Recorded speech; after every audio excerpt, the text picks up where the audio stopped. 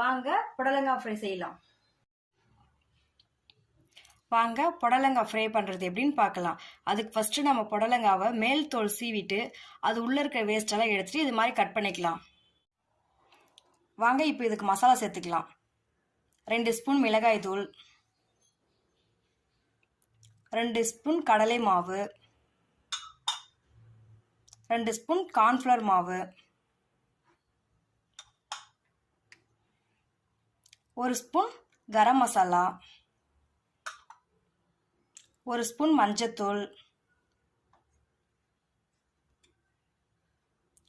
1 spoon இஞ்சி பூண்டு paste, 1/2 lemon புழிஞ்சு விட்டுக்கலாம்.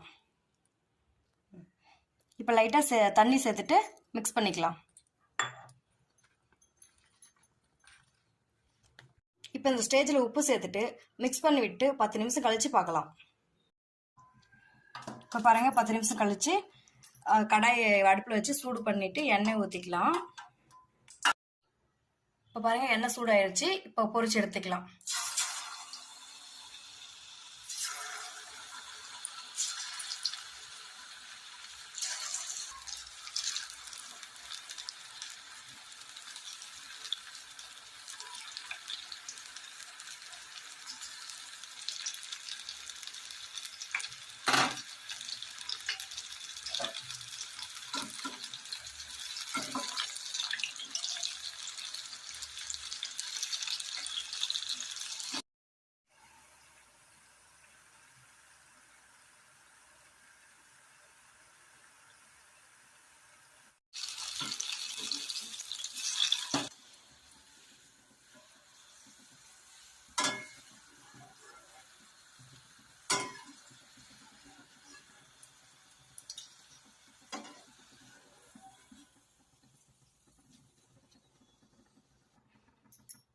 இப்போ பாருங்க, நல்லா பொரிச்சு எடுத்தாச்சு.